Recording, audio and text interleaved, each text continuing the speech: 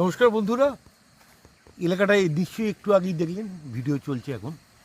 চারিদিকে গভীর অরণ্যের পরিপূর্ণতা। এটা ডালমার একটা রেঞ্জ, ডালমার রেঞ্জটা দেখতেই পাচ্ছেন, পুরো পাহাড়। ডালমার পেছন সাইডটা অদ্ভুত একটা সুন্দর জায়গাটা সম্বন্ধে আসছি পরে। পাশ দিয়ে একটা ছোট্ট নালা বয়ে যাচ্ছে, আশা করছি আপনারা আওয়াজটা পাচ্ছেন। ইনডোর ক্যামেরার পেছনে আছে, আমি দেখাতে বলবো। এটা একটি ছোট্ট ঝর্ণা আর কি। এই ঝর্ণা এই ব্রিজ দিয়ে আসতে হয়। এই হচ্ছে মন্দির মা কৃটাপাঠ।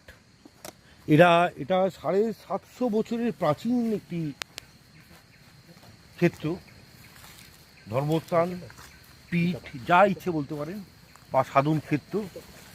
এইটাতে শুধুমাত্র মঙ্গলবার এক পূজারী আসেন। তিনি টটকো নদীর যে উৎপত্তি স্থল, যে জায়গাটা, সেখান থেকে আসে। সেটা নিয়ে আপনার টটকো উৎপত্তিটি কোনখানটা, কী বৃত্তান্ত, সেটা অন্য একদিন বলবো। শুধুমাত্র মঙ্গলবার, বাদ বাকি দিন ফাঁকা থাকে। আপনারা যদি একা নির্জনতা ভালোবাসেন, একটা গা ছমছমের পরিবেশ, আপনারা আসতে পারেন এই মন্দিরটায়। আমাদের সঙ্গে যোগাযোগ করবেন। আজকে যুগল রাইডার আর টিমটা এসছে, আমরা অ্যাডেলফা থেকে চলে এসেছি আজকে। বিভিন্ন জায়গায় ঘুরতে ঘুরতে এই জায়গাটায় একটু জুম করে দেখাতে অনুরোধ করব। এখানে প্রতি মঙ্গলবার বলিও হয়। বিভিন্ন মানুষ তাদের মানসিক করেন, যাদের মানসিক পূর্ণ হয়ে যায় তারা এখানে এসে পুজো দিয়ে যায়। বাদবাকি দিনগুলো একবারে নির্জন থাকে। এই প্রসঙ্গে বলে রাখি, এই জায়গাটা পুরো হাতিদের ড্রেন, এবং কথিত আছে এই যে সামনে পাহাড়টা দেখতে পাচ্ছেন, এর মধ্যে প্রচুর ধনরাশি সম্পদ লুকোনো আছে।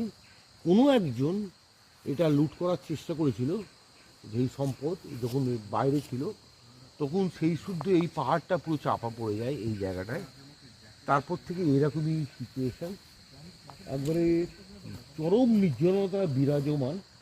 যদি ইন্দোর সম্ভব হয়, আমি ইন্দোরকে অনুরোধ করবো একটু এই ব্রিজটা টপকে যদি ওখানে যাস, ছবিটা ভালো লাগবে আরও দেখতে, আরও কাছ থেকে মানুষ দেখতে পাবে।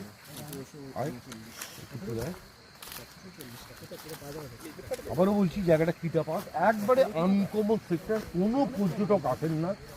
এবং এই প্রসঙ্গে বলে রাখি, যুগল রাইডারেই